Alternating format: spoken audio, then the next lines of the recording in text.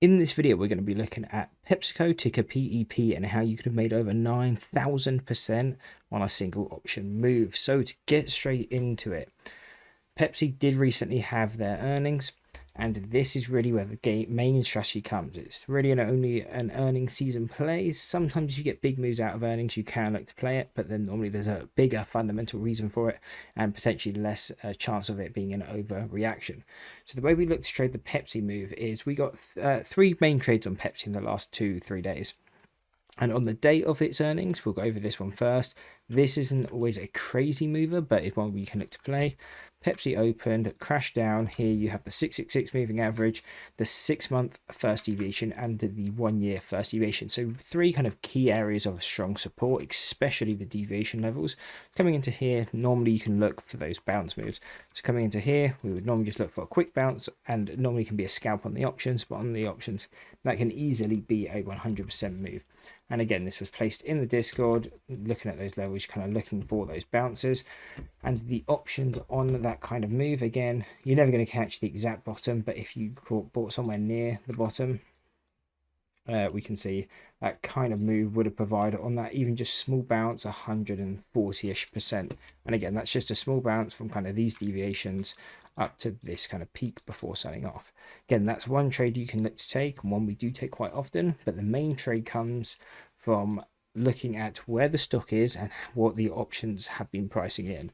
So coming in to the 24th of April, PepsiCo opened up around 169 or 168.50.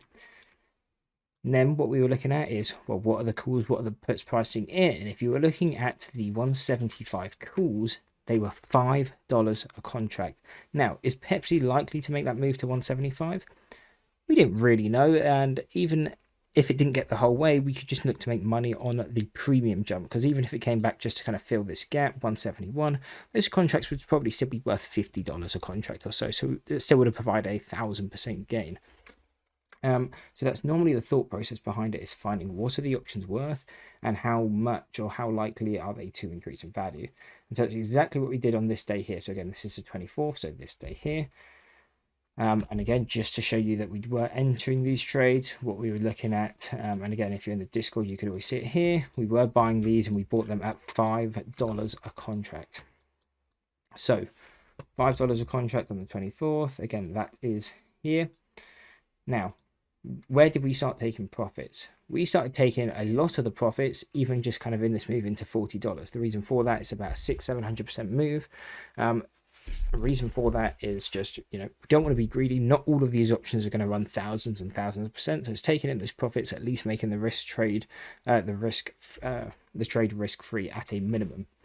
So again, we can see that's when we were posting it out. That's where we started taking out some size, and then we just let some run. So that's normally the way you like to trade the strategy, is you take some profits out, make sure the trade is completely risk free, because then you can leave some options to run and just see kind of where they go.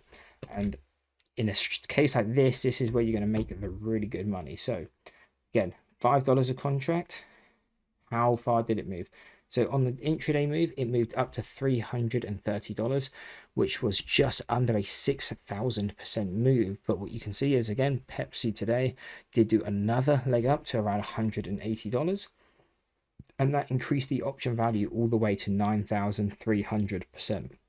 So again, these are the moves where you can make the mega money. And again, you're risking not a crazy amount of money on it. You're risking $5 a contract. Even if you own with 5 contracts, you're risking $25.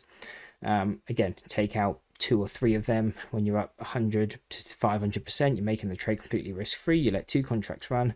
You could have still easily made over 1,000 on just $25 of risk. So again, that's the kind of second trade, and these are the ones where you normally look to make the really big impact trades. And then a bit like this trade here, we had a similar sort of setup. So we can see yesterday we did come into the second deviation, could have bought these short. And then today we gapped up and did another push up, coming very close to that first deviation on the 1 year as well. Second deviation on the 1 year. Again, you're going to have that 180 psychological level. So really kind of just a big impact area of resistance. Even if we don't crash completely, we are expecting some sort of a sell-off. And again, you can see a divergence. That is a 5-minute divergence. If you take those into account, some people do, some people don't. That would be another area of resistance. So again, that's when you flip these over. Switch to the puts. What will the puts do? Again, the same sort of play. You could have bought these for around $5. Again, they did go even cheaper, but again, if you're hitting them on the arse, could have easily bought them around $5 when we got that push to 180. Is it likely to pull back? Yes, probably is somewhat likely to pull back. Pepsi isn't a crazy mover, and considering it went from that low to that high and it's a 7% move, is Pepsi likely to hold all of that move? Probably not. And so the way then to look for that is buy the puts, look for some sort of reversal. Again, $5 a contract. If we don't make it, cool, you lose those $5 a contract. And again, you can just throw 5 contracts in, $25 of risk. You're not, most people can afford to take that kind of risk. And even in this case, they pushed up to $35 a contract. That's another 650% move. Again, even if you're taking some money out, so you bought even 3 contracts or whatever, you're taking 1 contract out at 15 cents, the trade's completely risk-free, you can let the other ones run, and you could have still looked to make a few $100s off this trade, even if you're only risking, $25 on it. So that's really the trade plan we look for. Is if the options are cheap, $5-10, is the move likely to reverse? There is good potential that you get some sort of a bounce, considering we had these heavy supports. You were coming into the statistical mean, so a push to the upside wasn't unlikely. And again, the same here today. 180, quite a key psychological resistance. You got the second deviation. We didn't do too much of a pullback off this 6-month second deviation as well. So is a chance for a pullback likely? Somewhat. So again, we can just look to buy the contracts when they're about $5-10 and just look to play those 100% bounces at a minimum, make the trade risk free, take half the size out, let some contracts run and can see what happens. Again, we could hold these puts or continue to hold these puts now. Right now they're still at 25. If we do start pushing below that 175, pushing back even a half candle retrace to 172, 173, those contracts will be up a decent and a strong amount. And again, the kind of range you could kind of be looking for is kind of around that 173.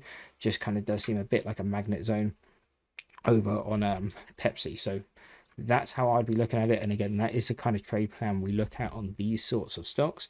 And again, we see these all the time. I remember a few months back, or I think it was last earnings seasons, on McDonald's had the exact same trade plan, and they moved hundreds or thousands of percent these options. Again, 1,000% aren't always going to be there, but looking for a few 100%, like especially this move, you're getting in at $5, looking to take profits out for a few 100%. These ones do happen on a lot of stocks going into most earning seasons. Again, the 1,000%, you're not going to get those all the time, but these ones you can look to see quite often. And this would kind of be how I would look at it and more as a trade plan. Look for the, say, 200 to 500% moves, and then keep some size on. So in the rare case that you do get kind of those thousands or 1,000% moves, those trades can really pay off any losses you've taken. But again, it'll probably be profitable even just taking 200 to 500% on each trade, because again, most times you'll be able to get a bounce from at least $5 on the contracts to kind of $5.15. That you do see quite regularly.